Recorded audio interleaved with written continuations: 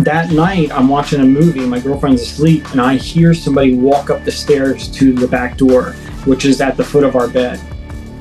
And then so I'm like 3-4 feet away. They stuck a very thin, like wire, like maybe a little smaller than a pencil thickness, about a foot long, in through the door. I didn't exactly see where it came through, but let's say like the crack of the door. And it came in about a foot. It made a 90-degree turn this way, and then it made another 90-degree turn, and when it saw me, it shot out straight. They ripped it out of the door, and the person that was at the door ran down the wooden stairs, like into the road or the yard or whatever.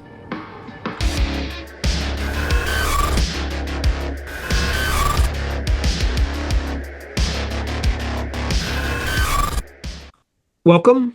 I'm here again with Justin Bush. Justin, welcome back. Thanks for having me again.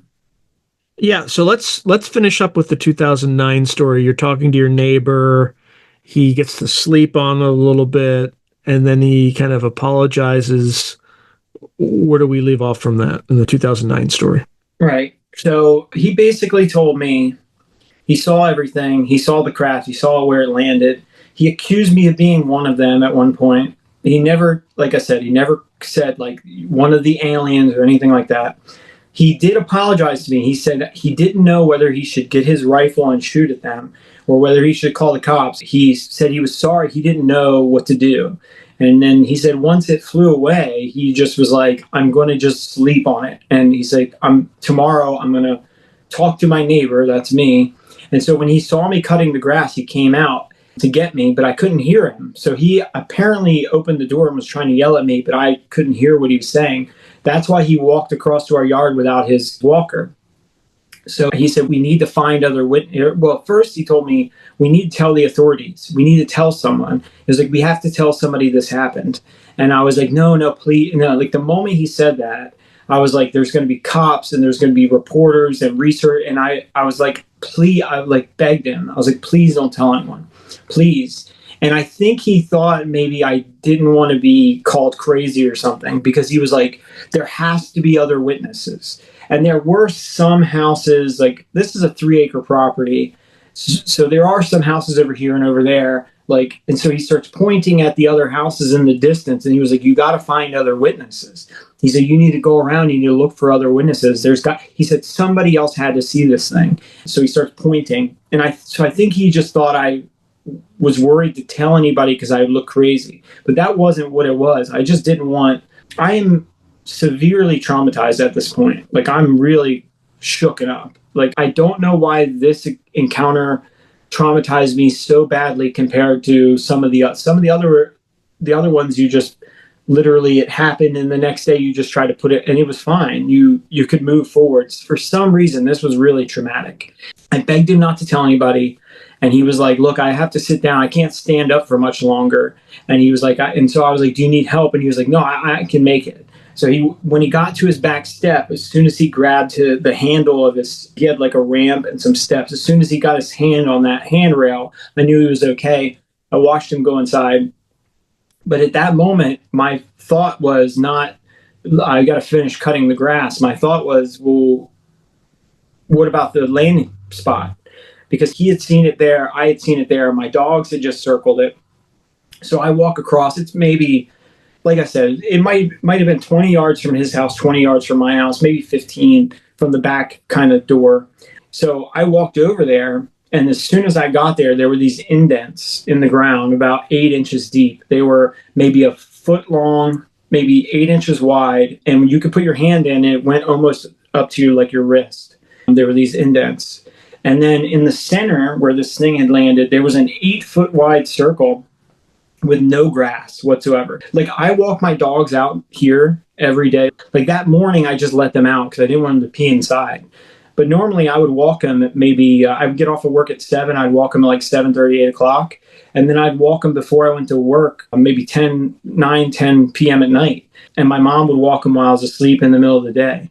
So that morning I didn't walk them. But the night before I did, there was no big circle with it literally looked like the closest thing I can explain to somebody is like if they dug up all the grass in an 8-foot circle, they shook it out, they took all the roots and everything with them, and then they kind of like tamped it back down. To advertise on Through Glass Darkly, email throughglassdarklyads@gmail.com. It was perfectly smooth. There were no ant hills, there were no bugs, there was no nothing. The only thing inside that circle was cactus. It's a long story, but there's a plant nursery next door that went out of business. It's literally the next door property over.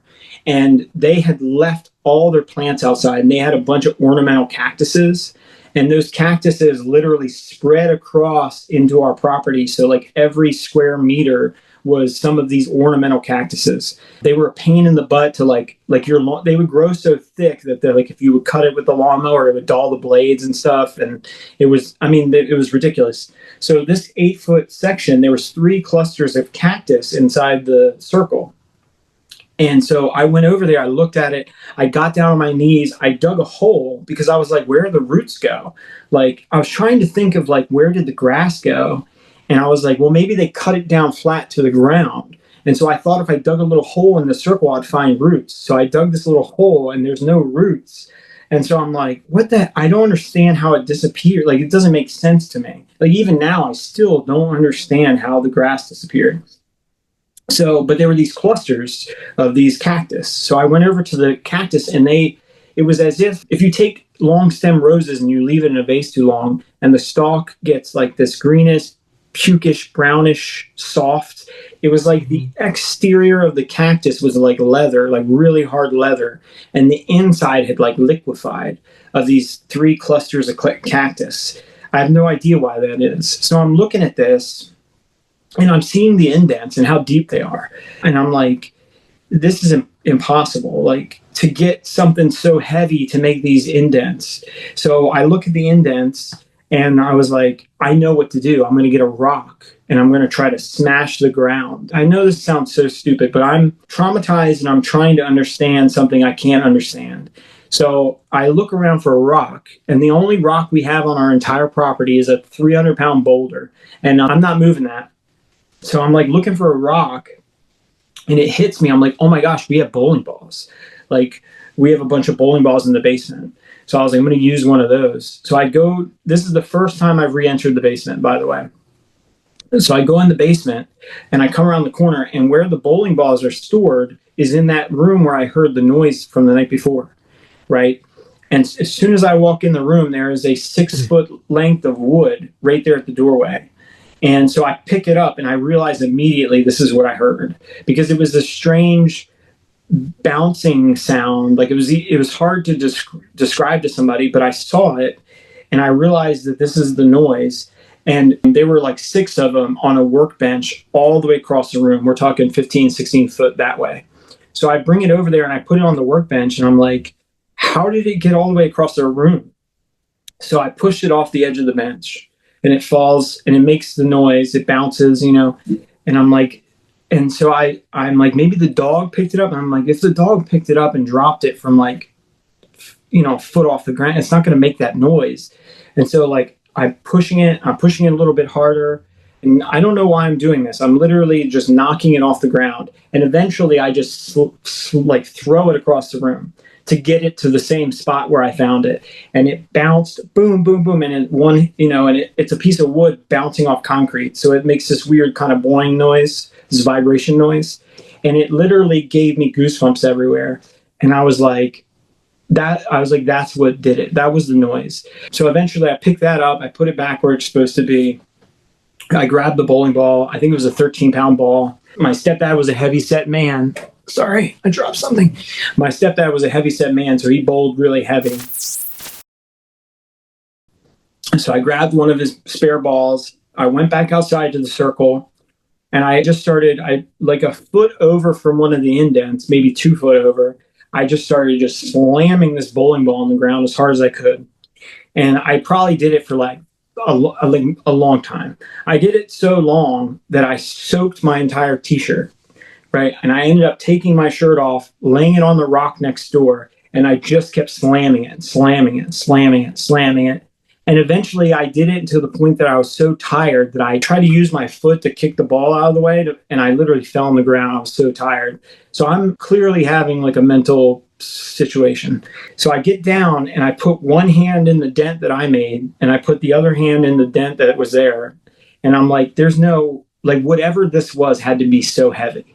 Like, to get an 8-inch deep indent like that, like whatever this craft was, it had to be extremely heavy. I didn't even make an indent, like maybe at the peak of it, not even an inch, like maybe 3/4 of an inch deep. And of course, I smashed up all the grass and everything. Where the legs pressed down on this craft, it literally almost like a cookie cutter cut the grass out of the top, right, and pressed it down into the dirt. So the top layer of grass was in the bottom of the indent. And the grass wasn't all smashed up. Like me smashing it with a bowling ball over and over, like eviscerated the grass. So I'm on my knees. I'm looking at this. I'm covered in sweat. My mom yells at me and she's like, "Hey, have you seen my dog?" And I was like, "What?" And I was like, "Oh man, I haven't seen." I looked through the entire house and I have not seen my mom's dog. So I go inside. She was like, "You haven't seen it anywhere?" And I was like, "No." I was like, and she was like, "Well, is it in your room?" And I was like, "No." Like, so I help her look. We look everywhere. She finally yells to me. She was like, "I found her." And I was like, "Where is she at?" And she was like, "She's under the bed. Can you get her out of the bed?" And so I got down on my knees. And I was like, "Come here, Buttercup," and I reached, and the dog bit me, like just bit me. And I was like, "Dude, Mom, she bit me." And she was like, "No, she wouldn't." I was like, "She bit me." And she was like, "Buttercup, what are you doing? Come on out." My mom was like, "That's insane. Like, this is the nicest little dog, and it just bit me." And so my mom was like, "Listen, if you pick up my bed in the air, I'll grab her." And so I lifted the bed. The dog was like just shaking, like just shaking. My mom was like, "What the hell's going on around here?" And so she picks the dog up. The dog's freaking out. And she's like, "What the hell?" So anyway, I went outside. I cut the grass, whatever. My mom, 2 weeks later, was like, "You have to tell me what happened." Because one morning she ambushed me. Long story short, I never slept in the basement again. I eventually moved to that room that the dogs were locked in. So it doesn't really matter. But I stopped going to work immediately. Like, I never called them back. They had to mail me my last check. Like, I just stopped going. I stopped calling them. I stopped answering calls. Every single night, I would take my bed. I'd flip the box spring in the bottom up against the wall, and I like screwed the windows shut, and I would lay on my mattress until the sun came up because I was so scared they were going to come back and abduct me again. Like, I was really, really traumatized. So one morning the sun came up and I went downstairs. I would wait until the sun came up. I'd go downstairs and get something to eat. And my mom was waiting for me, and she kind of like sprung out on me and was like, "We need to talk." And she was like, "Nobody else is here." She's like, "You just need to talk." And I was like, "Okay." And I sat down and she was like, "What happened?" And I was like, "What are you talking about?" And she was like, "You've changed." She was like, "Yeah, you've changed." She was like, "You used to be the light of the room." She was like, "You were fun." And she was like, "All you cared about was making people happy." And she was like, "You have changed." And she was like, "You have to tell me what happened." And so I told her what happened that night. And she was like, "The morning you called me all weird on the phone." And I was like, "Yeah." And she was like, "When the dog was under the bed." And I was like, "Yeah." And she was like, "Huh." And she was like, "Your dog won't even go in the basement anymore." Like, she was like, "Every time if we leave the basement door open, the dog like freaks out, like it smells something, and it hackles, raises, growling." So I told her what happened, same thing I told you. And I told her about the eye thing. And she went, "Wait, what? Let me see your eye." And so I leaned in and she went, "Oh, Justin, you have to go to a hospital. You have to have a doctor look at that." She was like, you don't know what that thing is." And she was like, "You have to have somebody look at it." So she pestered me for months. I eventually went like a few months later to an optometrist. So he looked at it under a microscope. He was like, "You have some metallic object in your eye."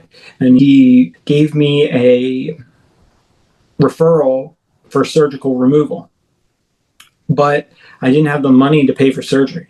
So I was like, I don't have tens of thousands of dollars to cut my eye open. And then that was the other thing. They said that I would lose a percentage of my vision.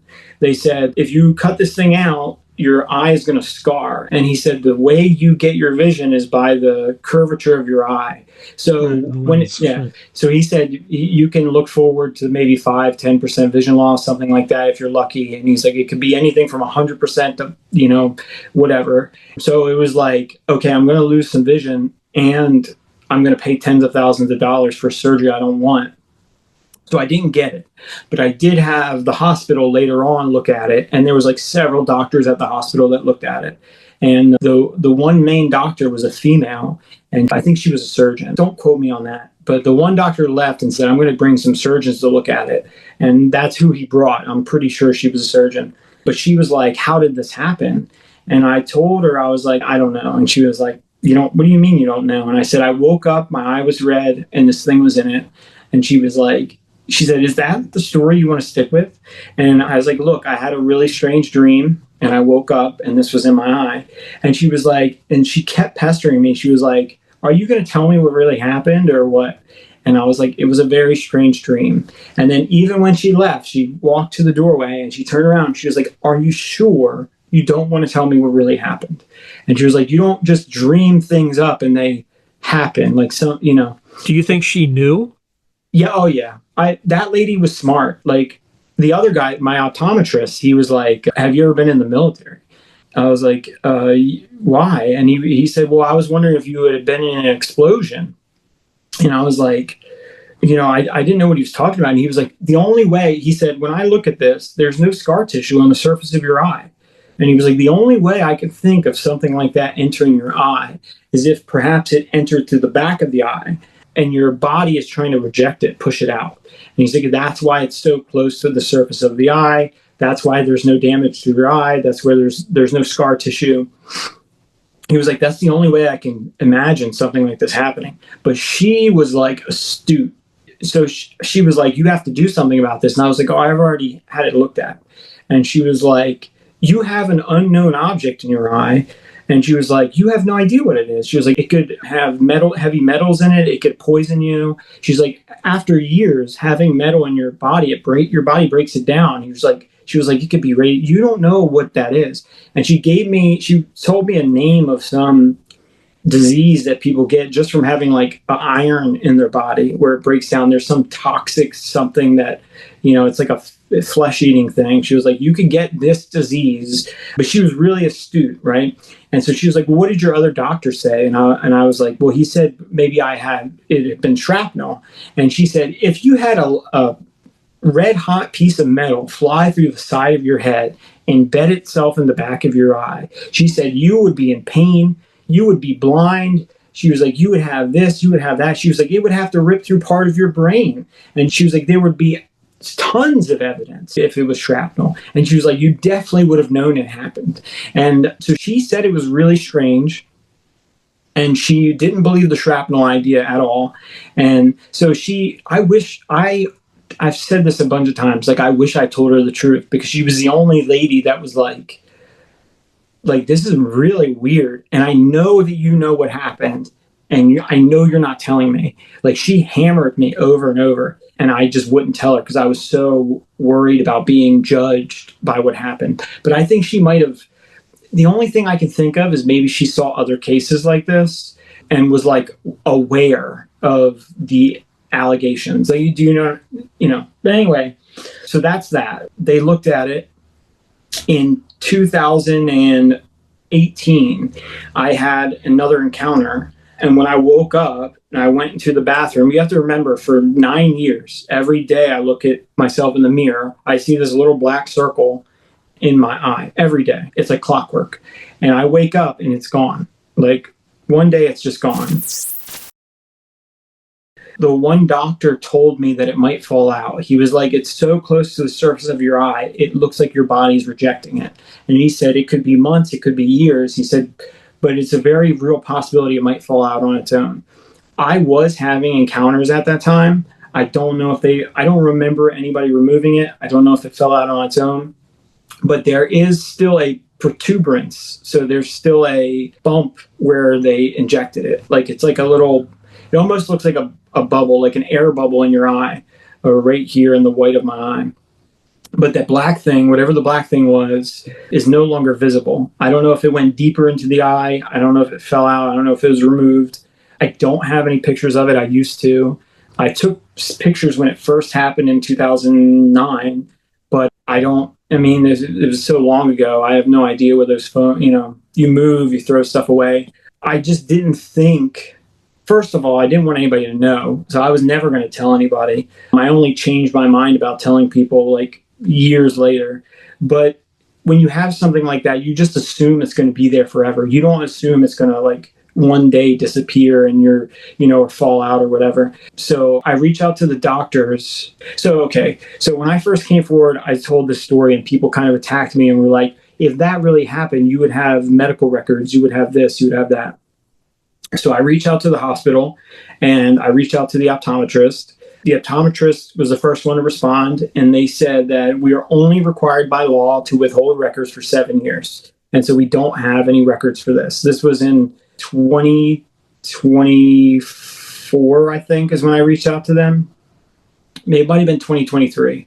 And then when I reached out to the hospital, same exact thing. I have tried to contact the doctors individually. I have not been able to talk to them. I think the one doctor retired, so I don't even know how to get up with him. The other woman doctor, I think she transferred from the hospital. So I think she went somewhere else, and I haven't been able to find her either. But I have tried to find both of them, and I have tried to get my records, but I just don't have them. And my mom's dead, so she's no longer a witness. The only other person that I know for sure I showed the object to was a friend of mine named Trevor. And he doesn't want to breach any of this. Like, I reached out to him probably 2 years ago, and he doesn't, he had kids and, we haven't talked in years. So some people just don't want anything to do with this. But I did reach out to him because I was like, maybe he'll sign an affidavit or something because I showed him. But yeah, I don't have any, I just have a little bubble in my eye. That's it. The object's gone. So, but yeah, that's what happened in 2009. And there was just so much evidence. Like, my neighbor was a witness. We had this landing spot in the backyard. I had this object in my eye. My dogs were acting all crazy. They were locked in the room. There was so much physical evidence of what happened. Oh, there was one other thing. My clothes, the clothes they made me strip out of, they completely bleached. Like, I was wearing a white t-shirt and brown shorts. And not only did they bleach, but they literally like fell apart like paper towels. Like, they degraded. And so I lost my wallet. I couldn't remember where I put it. So I went over to the clothes. This is a few days afterwards. So I went over to those clothes and I went to go reach in the pocket of the shorts, and the whole side ripped. And I was like, oh my God, what the heck? And then when I picked them up and did this, the front ripped. And I was like, dude, what the hell? They were all bleached. And I was like, did somebody pour bleach on my clothes? Like, I didn't think it had much to do with the UFO at the time. Like, that was my first reaction. But the shirt was like that. It was like they had sprayed something on the clothes that like made them like break apart. So, and I threw them away. I didn't, I wasn't trying to collect evidence for people or prove, I didn't want anybody to know this happened to me. So I've just got some ruined underwear and shorts and a shirt. And so I checked the pockets, made sure they were empty, and I just threw them in the trash. The same thing, my mom did take pictures. She died. But when I showed her, so when I talked to her and I showed her the spot where there was no grass, she was like, we have to take pictures of this. And she had a digital camera. She had taken a few photos and the thing was full, like the card was full. So she went and grabbed her cell phone. She had a little Verizon flip phone. And I know she took pictures, but she's been dead I'm sure those pictures have been gone for, 10, 15 years or whatever. But yeah, that's what happened in 2009. And it took me like maybe 4 months to, kind of pick myself back up. I was afraid of the dark, I worked night shift and I was out, I would walk to work like in the middle of the night. And all of a sudden I was like afraid of the dark. I was afraid to be alone. I was afraid of going places where there were no people. I, had like 4 months of like extreme trauma. And if it wasn't for my mother, I'd probably be homeless. I'd probably been living on the streets and stuff. Like, she looked out for me. She knew immediately something happened. And she just kind of pestered me until I told her. And then she was like, okay, we're going to look out for you. We're going to try to help you. And then eventually I got a job. My stepmom and stepdad and my mom separated. We moved to a different place. You know what I mean? So that was a rental house. It wasn't ours. But yeah, so that was when I, like, once you accept it, like, whatever this is physical. Like, I have a doctor looking at this with a microscope. Like, you have a round black object embedded in your eye. Like, once you get to that point, even though you tell yourself, like, I don't really understand what's going on, but I know that some part of this was a physical thing. Like, had physical evidence, and it was like I could no longer lie to myself and tell myself that this wasn't happening. And so that was when I started, like, researching UFOs. I wasn't interested at all. I didn't read books. I didn't watch the X-Files. I just started reading, mostly at that time. It was mostly like witness reports is what I really started reading online. I found out who Bob Lazar was. I found out who Betty and Barney Hill were. I immediately found out about, like, Linda Moulton Howe and all those people. But yeah, so I started researching, but I didn't have any more encounters it was like 2016. So I had this big encounter, and then nothing happened for years. And so I was able to, like, go back to normal, you know what I mean, eventually. And then I had a few encounters in 2016 that started up, but it was like, we had a craft fly over me and my girlfriend, and then we blacked out for 2 hours. And so it's like kind of a nothing, where there's not a whole lot going on. I know something happened, but I don't really know. It wasn't that traumatic. I had another encounter in 2016 where I went outside and one of the grays was in the backyard. And I don't know why I did this, but I tried to grab it and I chased it. And it was alone. Like, I was like, if I could just bear hug it. And there was a police station down the road. So I was like, how am I going to drive with this creature? And so I was like, if I could just bear hug it, I could run down to the police station. It's like the stupidest thing.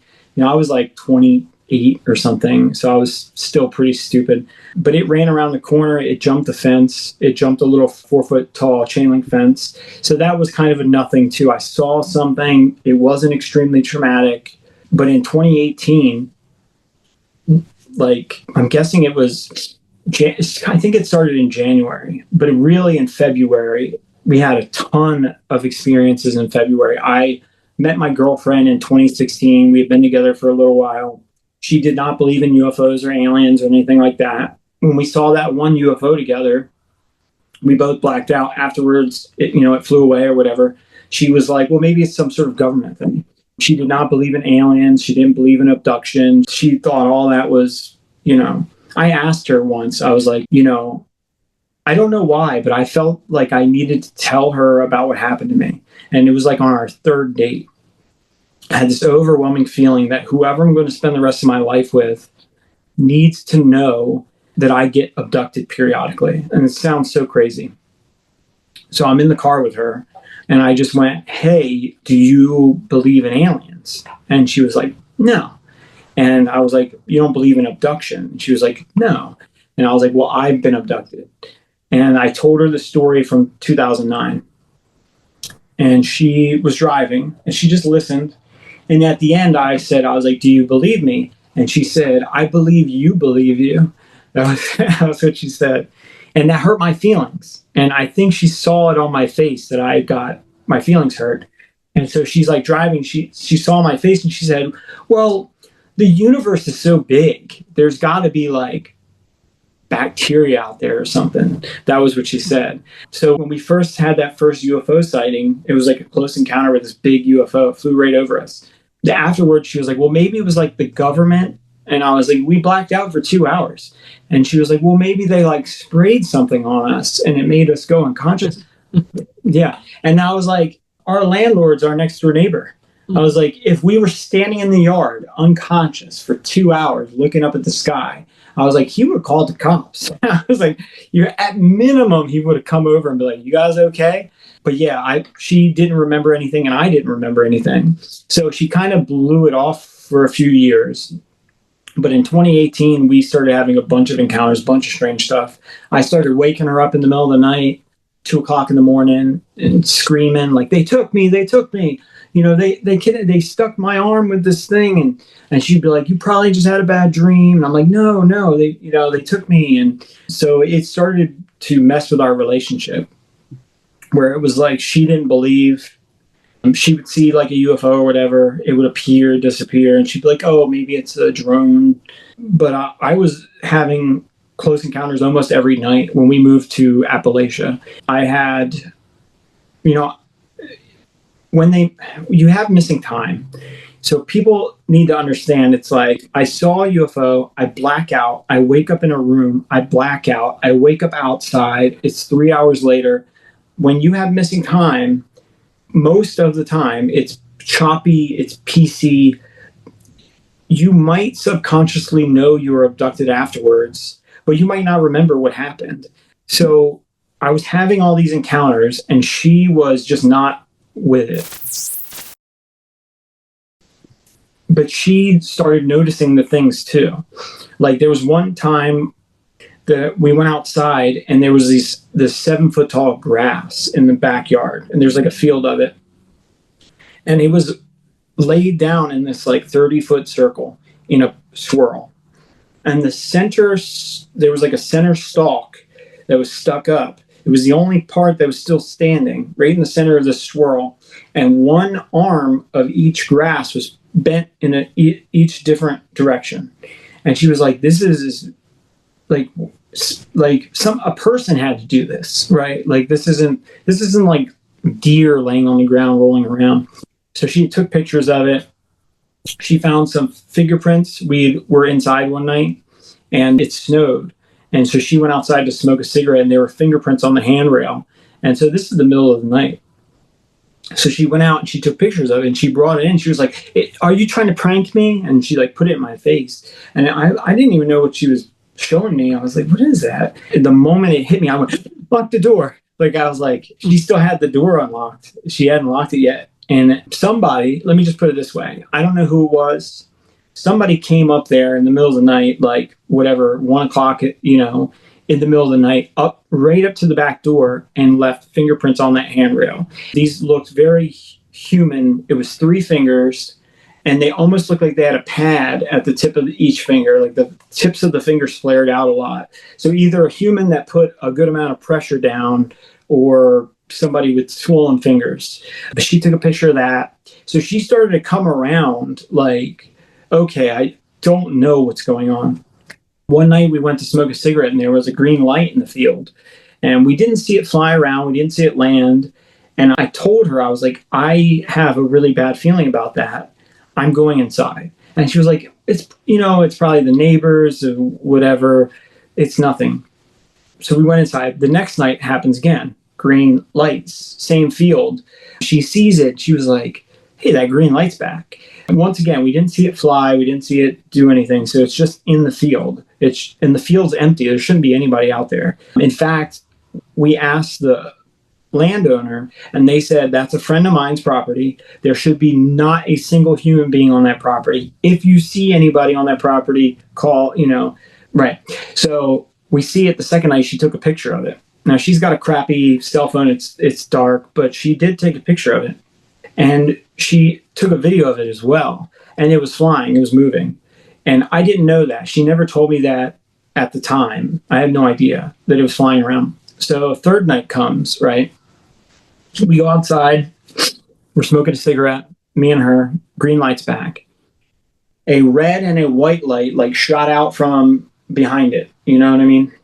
And one followed the other. And they shot across hundreds of yards across the field into the tree line. And we're on a mountain, so we're on the side of a mountain.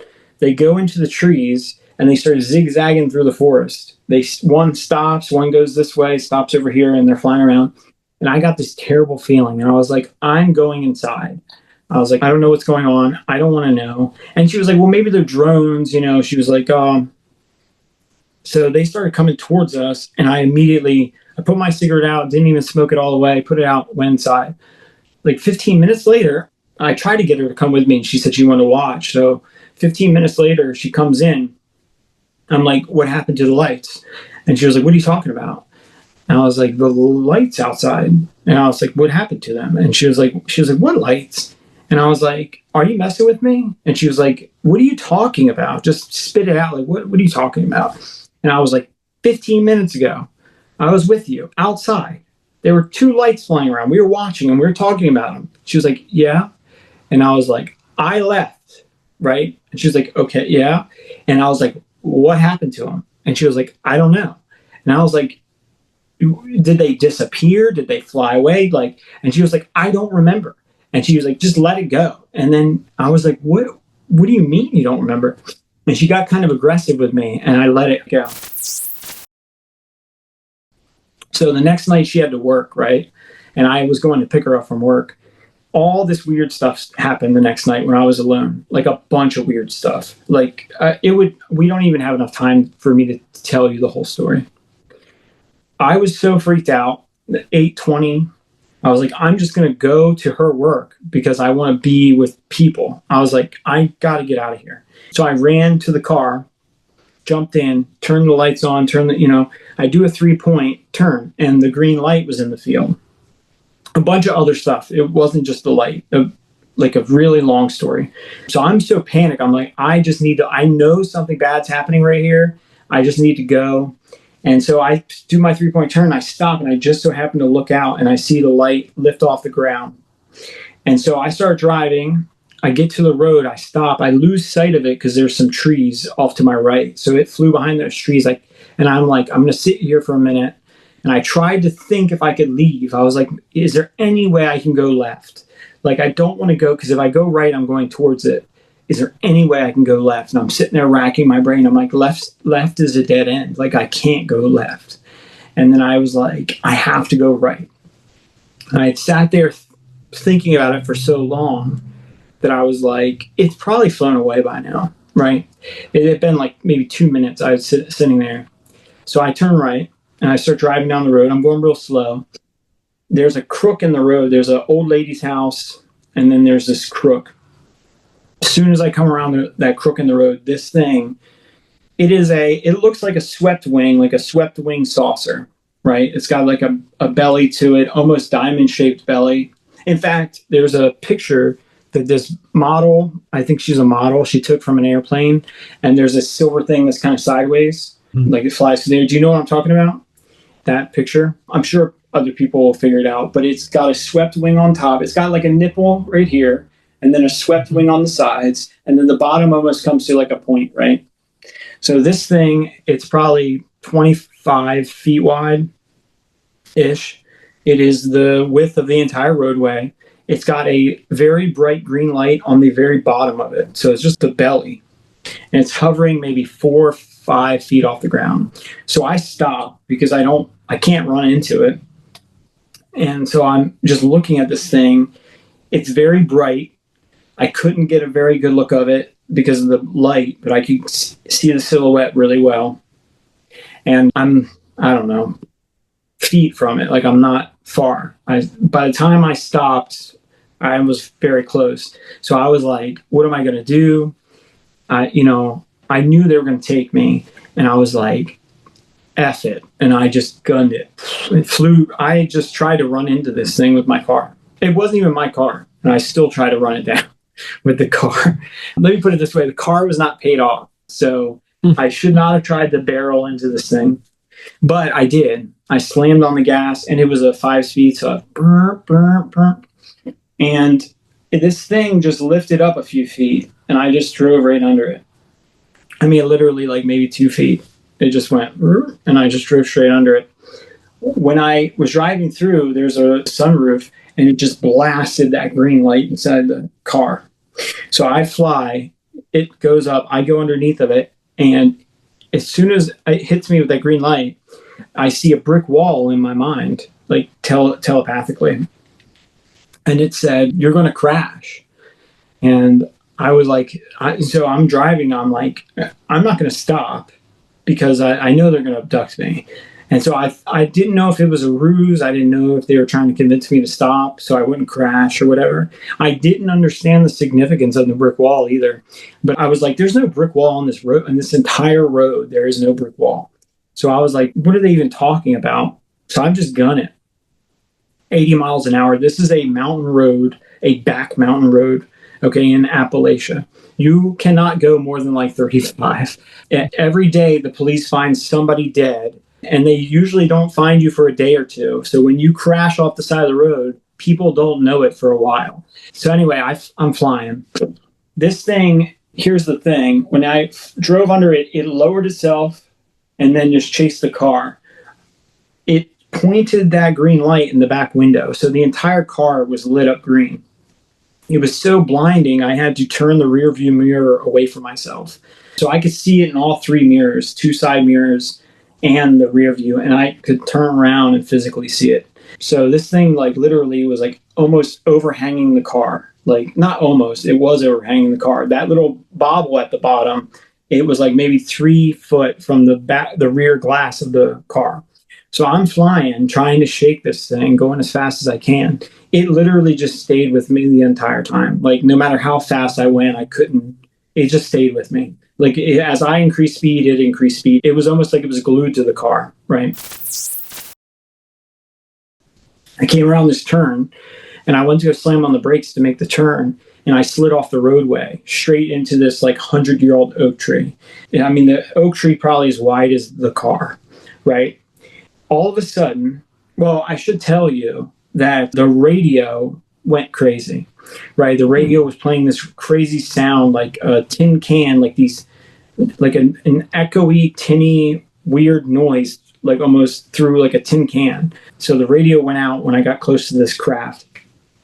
Right before I hit this tree, everything outside the car moves in slow motion, like everything. The whole, like I'm watching everything in slow motion and I'm able to move around. I'm normal. So I'm like, what the heck is happening? The craft picked the car up off the ground and then it swung it back and dropped it onto the roadway. And it bounced. The whole car bounced. It probably dropped it maybe 2 or 3 feet off the ground. So the whole car like went like that. And it said to me, only drive 35 miles an hour from now on. And I said it back. I literally went, I will only drive 35 miles an hour from now on. So this slow motion thing happens. I'm freaked out. I'm like, what's going to happen? And then they dropped me and it just like, everything went back to normal. So I drive. It followed me for a little while longer. Then all of a sudden I saw the mirrors, the light went away. So I'm looking at the mirrors and I looked out the driver's side window. What it had done was when we come around this one corner, it lifted up in the air about 100 feet and then it flew into the tree, into the forest off to my left. And the light was so bright that when I looked out the driver's window, you could see it illuminating the canopy as it flew into the forest. I come up to a stop sign. I'm like, thank God it's over. Whatever, I'm just happy. Like, I was like, oh, I wasn't abducted. I'm like super happy. I didn't die. And I go to turn left. That forest is all, I have to turn left, by the way. It flies out from above the forest and cuts me off. So as soon as I make the left, it flies right in front of me like that as I'm turning. It goes off to the right side of the road, about 100 feet off the ground, stops in midair. I catch up to it because I'm now driving on that road, and it just makes a right angle turn and just follows me. And it shadowed me for probably 22 minutes. So I'm driving, and it's right there. And I just had this terrible feeling like, oh, they're going to take me, they're going to abduct me, whatever, whatever, whatever. So I'm just watching it, driving, watching it. At one point, we got to this, I had to make another turn. It was a left-hand turn. So I just stopped in the middle of the roadway, right? And it stopped. And I was wondering how long I could sit here before it would move. So it stopped, I stopped, and it stopped. So it's in front of me. And I'm just like, I wonder if it'll keep following me. But I had to turn. And I didn't want to I was worried someone would come up behind me and smash me with their car or something, kill me. So I was like, I shouldn't be stopped in the middle of the road like this. So I made my left, and it did the same thing. It just made a perfect right angle turn. I turn on that road. Now it comes up on my left. It sits right there, maybe 100 feet off the ground. And then as I'm going halfway down this road, it just lifts up little by little by little. And once it got like maybe, I don't know, 1,000 feet or more, my senses came back to me. And I was like, oh my God, I need to film this. Like, what am I doing? I should have filmed it. And so I'm finding my phone and I open it and I start filming out the window of the car. So I'm like driving with my hand like this, filming as this thing flies away. I get to a stop sign. It just kept rising and going straight. And I just stopped there at the final stop sign, just watched it disappear. And then I pulled into my girlfriend's work. I was panicked. I was freaked out. And that's when I realized that an hour was missing. So I left at like 8:22. It's a 30-minute drive. I pulled into her work at like 10:03. When she came out, she came out, I was like, oh, you're done early. She was like, what are you talking about? It's like, 5 minutes after 10 or whatever. She got in the car and she was like, the clock's wrong in the car. And she was like, oh, I'll fix it tomorrow. So I have probably about an hour of missing time from that. I don't know if something happened when they picked the car up. I don't know if maybe because when everything slowed down, maybe I was just caught in that field. And so time for me went differently than outside. I don't know. But anyway, I had a really hard time after that. Exceptionally difficult time dealing with it. And my girlfriend told me to join a UFO research group. And so I did. Mm-hmm. Even though she wasn't like a believer, she saw how traumatized I was by that, event, whatever happened. She wasn't there. And she was like, you should join a UFO group. So I did. And I was sharing pictures and videos of some of the things that happened that month. And what ended up happening was the group got hacked. It was like AI. It's a private group. You have to be accepted by the moderators. And what ended up happening was I posted some pictures and videos and they got taken down. I'd been a part of the group maybe 2 weeks or so. And the people in the group were like, hey, that's weird. Post them again. So I did. And they got taken down. And then I did it a third time. And they were like, hey, just email us. So I attached them to an email. I mass emailed the group. It's like maybe less than 20 people in this UFO support group. And they said they opened the email. There's no pictures, no videos. And I was like, that's impossible. So I tried it again. And then the group got hacked. So it was like AI. It was like hundreds of accounts entering the group without being authorized, without being accepted, like in seconds. Boom, boom, boom, boom, boom, boom, boom. And within like 1 second of entering the group, they were posting on the timeline. So the timeline just got flooded with nonsense, like AI, like just the dumbest AI meme type post you can think of. So this went from a real group, like sharing experiences, sharing legitimate photographs, things like that. Like I seen some of the best UFO videos I've ever seen in my life in that group. And I was only a part of it for like 2 weeks. There was a lady in Texas that took some videos that posted it to the group. Like still some of the best videos I've ever seen. And now all of a sudden the group is getting hacked. They swapped moderatorship to me to try to see if I could do it and then swapped it back. And nothing we did helped. Then my phone got hacked. I'm not an IT person. So I went to my girlfriend. And she worked in IT for several years. I gave it to her and was like, what do I do?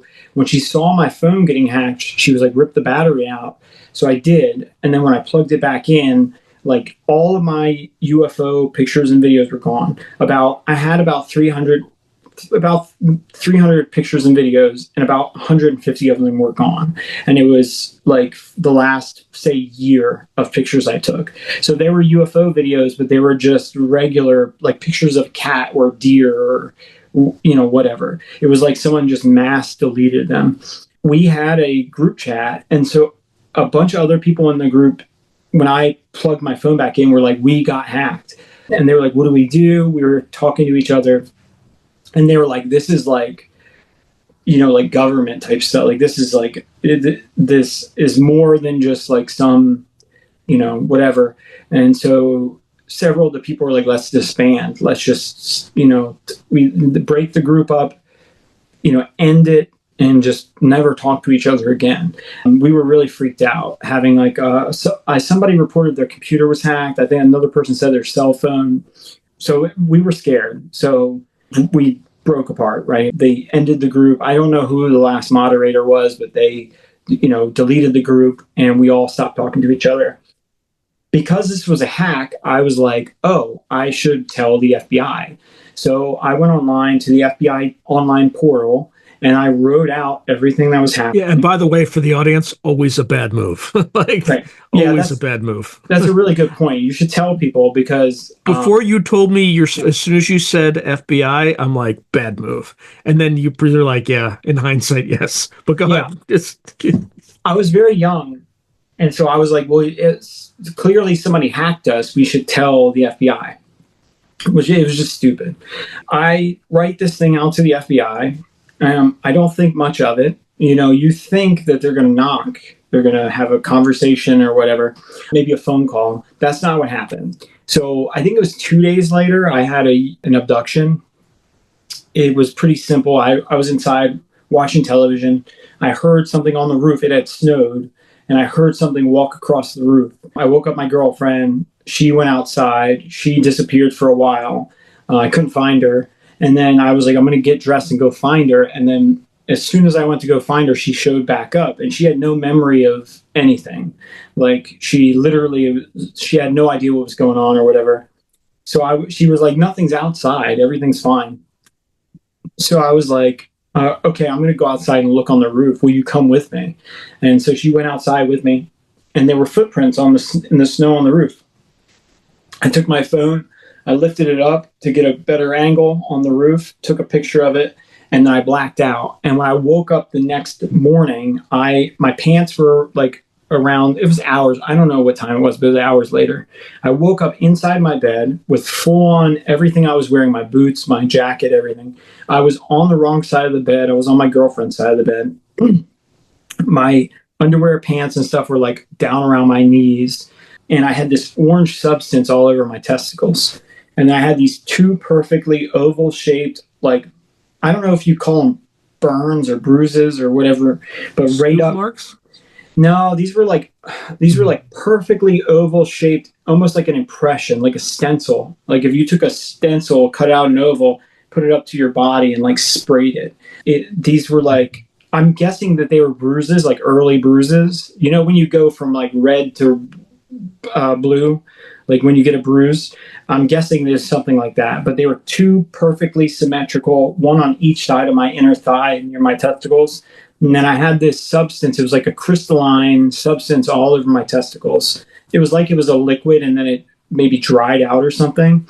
It reminds me of blown sugar. If you ever see those people that blow sugar, and then when it pops, it's just like super fine crystalline material. So my girlfriend had woke me up. She had gotten out of bed to use the bathroom. That's why I woke up. And when she turned around and come back, she saw me half naked and she was like, what are you doing? And I was like, look. And she was like, oh my God, you got to take pictures of that.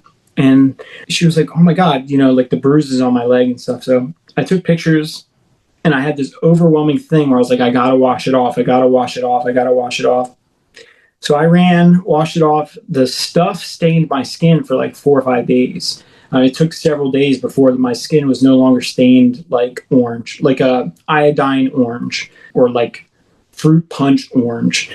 But anyway, when I sat up before getting a shower, I bumped into something in a pillowcase.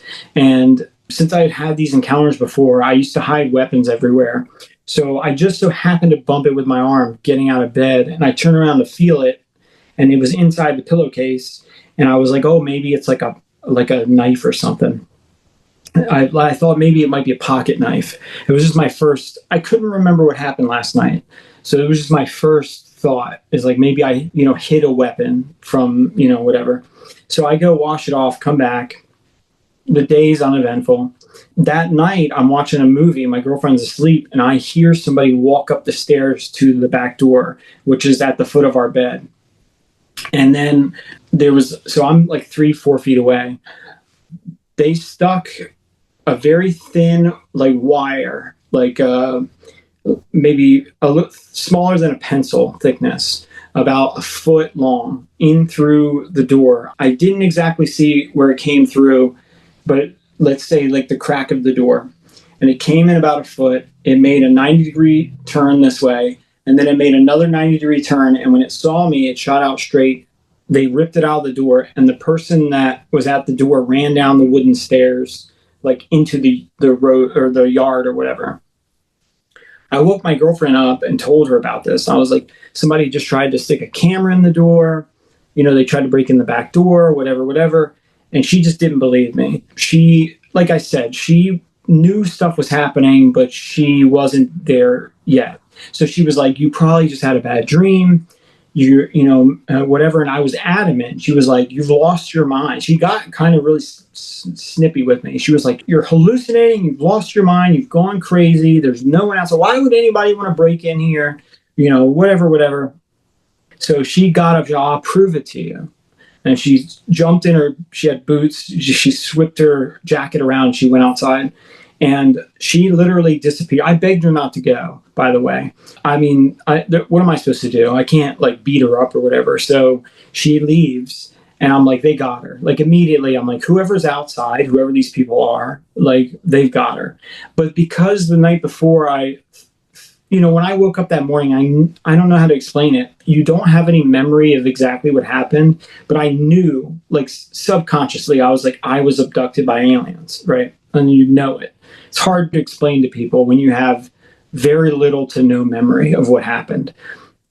So I didn't know who was outside. I definitely didn't think it was going to be the FBI or the whatever. I didn't know. I didn't know if it was aliens. I didn't know what that wire was. I thought it might have been a camera, but I just didn't know. So that was just the first thing I thought of. So that's what I said. So I was terrified to go out there and get abducted. I was terrified. So when she ran outside, I was like, they got her. And I was like, well, the aliens will give her back. They always give her back. So they're going to give her back, So I'm just pacing back and forth, looking out the window, pacing, wait. And I'm just waiting. And after about 45 minutes, I had this, call it a, psychological intervention or whatever you want to call it, telepathic message. But it was like, you have to go out there. It was like, I have to go out there. They're going to take me. They're going to take you, but that's me. And you'll be okay. You're going to survive. They're not going to kill you. And it said that you have to go out there and get taken, because if you don't, they'll keep coming back until they get what they want. So I had this, whatever you want to call it. And so I got dressed. It was about 45 minutes. My girlfriend was disappeared. She was gone. I get dressed. I'm still scared. I don't want to get abducted, but I've kind of resigned myself to whatever is outside. I'm going to face it now. So I went out there. I come around the corner, and there was a blue light hovering about 70 yards away or 70 feet away from the house, maybe 5 feet off the ground. So I come around, I see it, and then it shoots over to this cluster of trees pretty fast and disappears. The light shuts off. So at the time, I thought maybe it was a drone or something, but I still don't know. Mm-hmm. Where that cluster of trees was, maybe 40 feet or so away from me, I all of a sudden see this silhouette coming out. And so I start yelling for my girlfriend's name. And once she gets close enough to the house, we have outside lights. So the silhouette walks into the light, and it was my girlfriend. So at this point, I can see that she's out of it. She's her head's down. She's walking without swinging her arms, which is, you know what I mean? So just everything about it looks weird. She looks like she's drugged up. So she walks right into me. I'm yelling at her from feet away as she's walking towards me. And she bumped into me. She bumped into me and was with her eyes rolled back in her head. And I was yelling her name inches from her face. And so she bumps into me and she just goes, "Can I have a cigarette?" And I was like, "We got to get out of here." I'm like, I was like, "You've been gone. They came up, they tried to break in the back door. You left. There's a light over here." And I'm yelling. I'm like, "We got to get out of here." And all of a sudden, from that same cluster of trees where the light went, the same cluster of trees where I heard that guy run off to, he ran straight there. You hear a click on the radio, and he goes, and so she snapped out of it. My girlfriend immediately was like, oh my God, what is that? And she just starts taking off, right? So that's not exactly true, but she does take off. There's a little bit more, but she starts running like around the yard like a crazy person. And so I start chasing her. I'm like, we got to get out of here. We got to, like, you don't understand what's going on. And she was like, why are you acting like this? I was begging her to go inside the house. I was like, we got to go back in the house. Got to lock the door. We got to get out of here. And eventually she listened to me and she went back to the house. When we got to the house, she wouldn't go inside. She was like, I want to smoke a cigarette. I'm not going inside until I smoke a cigarette. And I was like, as soon as she said that to me, I was like, okay, I'm done. They've got me. I don't know why I thought that, but I was like, they got. So I pulled out 2 cigarettes, gave her one, and I heard a sound. It was like a hissing sound. And then I immediately started like lost equilibrium. Like I felt like I was going to fall down. I heard running. I heard people, like a stampede of people. If you ever play like football or something, I felt 2 people grab me on my biceps. And then in and out of this, I saw legs and boots. I really remember this very, very well, their legs and their boots. Then I blacked out. When I came to, these 2 men were asking me questions. They were saying, what did they look like? Well, how tall were they? What were they wearing? What their skin color was? What did they say to you? Did they give you anything? Did you receive anything from them? Did they give you any orders? Did they tell you to do anything? All this stuff. And for some reason, like I could feel the effects of the drugs. Whatever they gave me, I could feel it. Like euphoria, loss of equilibrium, pins and needles. Like I could feel the drugs. But for some reason, when they were asking me questions, I just answered them. I was answering them even though I didn't want to. And the one guy, he asked me if I had received anything or if I had taken anything. And I said, yes. And then they were like, where is it or whatever. And they got angry at me because I didn't tell them right away. And then I forget exactly what, the one of them, he just kept saying like, where's the device? Where's the device? Where's the device? And then I think I pointed a little bit and was like, in bed. And then the one guy like just stripped the whole bed. The one that was holding my left arm, he let go of me. And I remember him shaking out, like he stepped up on the bed and left muddy footprints on the bed because he couldn't reach the head of the bed without stepping on it. So he like ripped out all the sheets. He was shaking them off one by one and tossed them in a pile, shaking our blankets. And then he pulled out the pillowcase and that thing was in there, that little metal thing. He was like, I got it. And then he said to the other one, the older guy that was holding my arm, he was like, what do you want to do with them? And then that older guy was like, F them, let's get out of here. And they left. And when they shut the door, so I don't know why, but there's a gap between when he said, let's get out of here, and when I came to. But when I heard the door shut and I opened my eyes, I was in bed at that point. And I was fully dressed with my jacket, everything. My girlfriend was still dressed in her boots, her jacket, everything. We were both laying in bed. I opened my eyes, I see her, and I said, I've been drugged. And she said, yeah, me too. And then I told her how it felt, and she said, yeah, me too. And we sat up, and I was like, look at what they did to the room. And she was like, I know. She was like, I'll clean it tomorrow. I'll clean it up later. And I was like, no, baby, look, And she was like, I just want to smoke a cigarette. Can we smoke a cigarette? And I was like, baby, look at what they did. And she was like, I promise I'll clean it up later. I was like, I don't want you to clean it. I just want you to look at it. And she was like, I see it. Can we please smoke a cigarette? And I was like, okay. And we went outside. I pulled the pack out, gave her one. And the field, it was actually the same field that we saw the green light in, but it was a few hundred yards to the left. So we went outside and we saw this triangle craft lift up out of that field. It lifted up, flew across the road. It got closer to us and closer to us and closer to us, and then it started flying away. When it got really close to us, my girlfriend was like, quick, you got to film it. She hitting my arm. I ran inside, grabbed my phone off the table, and went outside and filmed it. But by the time I got it open, and it's a crappy track phone, it was just some lights in a dark sky. It's not all that compelling, as far as evidence, but I filmed it flying away, And then once it flew away, my girlfriend was like, I got to get to sleep. I got to work tomorrow. Like, and we went in and went to sleep. The next morning, she had to get a shower. She had all these red circles like burned on her chest, like a grid pattern of circles right on her right breast. But yeah, that's pretty much it. So that was the effect of calling. I mean, I don't know.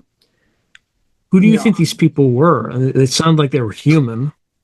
Yeah, they were human. I think that they are the government. Here's what I honestly think. I think we have our own UFO program. Okay, when I was 10 or however, 8 years old or whatever, and my dad and my brother and I saw this helicopter chase that UFO, right? Like when that happened, there's clearly they tracked it, they followed it, they attempted to intercept it. What I honestly think is that we have a very high level group that is in charge of the UFO situation. They are tracking these UFOs, they're investigating, they're collecting evidence, they're asking questions. I think that this is your legacy group, if you want to call it that. If you want to say that they're contractors, that's fine, because technically they probably are. Most likely, this program is so illegal that they just, they just put it over here. But these guys, these three men, they seem like just military guys. They seem like, let me put it this way, I bet my life all three of them were at minimum recruited from the military. And so I think that you have this legacy program. It works with these UFOs. It collects this, it chases them, it does all this stuff. But technically, it wouldn't be under the umbrella of the United States military. I think that's how they get off with rejecting FOIA requests and any sort of congressional like investigation. If you're asking me, that would be my interpretation. I've heard other people say that they are more than just national, that they are international. That wouldn't surprise me. The craft they had that night, that Belgian Triangle, TR-3B, whatever you want to call it, was the most advanced craft I've ever seen in the hands of people. The closest thing I can explain it is like a magnet. It flew like a magnet over, completely silent, no high-pitched squeals, no noise. It flew like a magnet over a superconductor. Clearly not a conventional propulsion. So if you have a group of humans that have this, it would be ridiculous to say that they only operate in Ohio. Almost certainly they would probably be able to do international operations. It wouldn't surprise me if other countries were aware of it and participated. I don't have any evidence of that because these guys spoke English with an English accent. They all seem to be American. So, it's not like one of them was British or something like that, as far as I could tell. So, I've heard that it's international, and I suspect that might be true, but I don't have any evidence of that. But yeah, that's my belief right now. And then, where do you think these things come from, based on your interactions? I actually do believe they came here from, a long time ago. I do believe that. I don't know why. Could they be interdimensional or time travelers or whatever? That's possible. But when I was with my dad got abducted. That creature said that they had been here for thousands of years. He said the term, we had been here since the time of the pyramids. I don't know what that means. I don't know which pyramid, he showed me 3 pyramids. I don't know if that was Giza. It could be somewhere else. I don't know. But I got the feeling that they had been here for quite a long time. But when he said that, he said they came here. I don't know where they could be from, but I suspect they're not out from here. I think we would find them so much easier if they were natural to our environment, in my opinion, especially when they leave physical evidence and things like that, like leaving footprints in the snow and things like those sorts of things. If you had some sort of native group doing this, you should suspect like a bunch. And the other thing is, every time I have an encounter, they always go back up. Like in 2009, my neighbor saw it. I didn't see it, but he said he lifted up and shot straight up. In 2019, me and my girlfriend, same thing. It rotated 90 degrees and then it went up in the sky. In 1999, same thing, like 24 witnesses, me, my father, my stepmother. It went up. It was flying horizontally and then it just went into the sky. It would be really weird if you live on Earth to continually keep going out to space. Like that would be pretty strange. Like if you lived in Philadelphia, you wouldn't go, well, I guess I'm going to make my way, several miles into space first before I go back out. So it's my opinion. Maybe I'm completely wrong, but I do strongly suspect that they probably have a space presence at minimum. I don't think they're natural. Especially the other thing, when I went in the craft in 2009, the atmosphere was completely different. Like you could taste and almost smell the atmosphere. Like it was a ozone kind of smell, but it almost like tasted metallic. Like as soon as you walked inside, you could see that they were clearly breathing a different atmospheric mix, whatever it was. So between their eyes, between the atmosphere they breathe, they themselves claim that they were wearing an environmental suit. That would be there would be no reason. The stuff they sprayed on my clothes, that ruined my clothes, like all of that seems like decontamination to me. And I've told people that a bunch of times. I thought that was decontamination.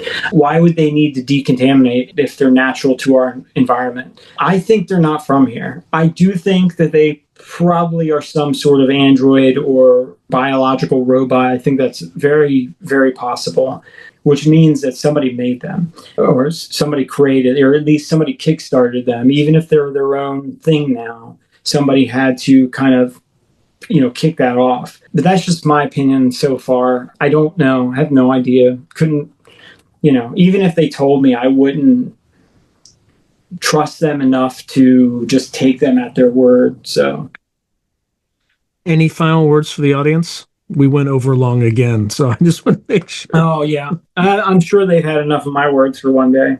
I just wanted to tell people what happened to me because it was so traumatic to me. And my neighbor died. And so I watched them throw all his stuff away. They filled up a big dumpster. And everything that man was, good and bad, it got thrown away forever. And I remember thinking to myself that if I die tomorrow, I'm going to have suffered all this. It was really debilitating, really difficult, and it's going to be for nothing, absolutely nothing. And so my advice to people is to tell your story. I think it's good for you. I think reaching out to other people, creating a community, being part of the community. There's no safer place than being amongst friends. So if you've had any of these types of things, you should really consider telling other people and trying to get some help for the effect that it has on your life. All right. Well, thank you, Justin. It was an absolute pleasure. I'm sure you still have a bunch of more stories. Yeah, too, right? I have a few more that happened. Yeah, but you got the best of them, I think. All right. Well, I appreciate you and thank you for sharing that with my audience. So I appreciate you. Thank you. Thank you. If you enjoyed today's video, please hit like and subscribe, and also hit the notification button so you can be notified whenever I post new content. Thank you. Now, if you're enjoying the channel and you want to support it, there are several things you can do. In fact, there are 5 things you can do. The first thing you can do is just buy my books. I got plenty of books out in the market right now, and I would prefer that folks buy a book rather than giving me direct support because they get something out of it. They get a real tangible product. The second way you can support me is by becoming a member on YouTube or becoming a patron on Patreon. And just go to either site and it'll explain everything.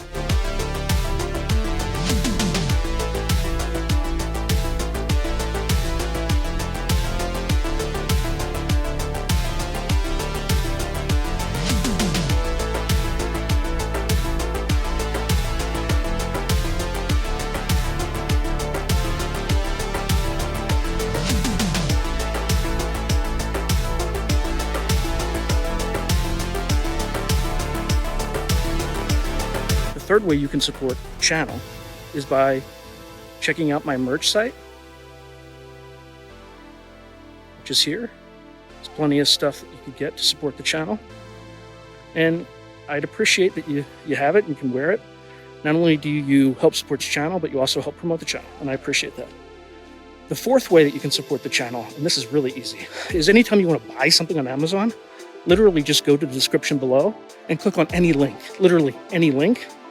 The channel gets a cut of that, and it costs you no extra money. You just go through the link, as I'm part of the Amazon Affiliates Club. The fifth and final way you can support the channel is through donations. Now, I don't prefer these because it's more of a expression of gratitude, but you don't really get anything out of it as a subscriber to the channel.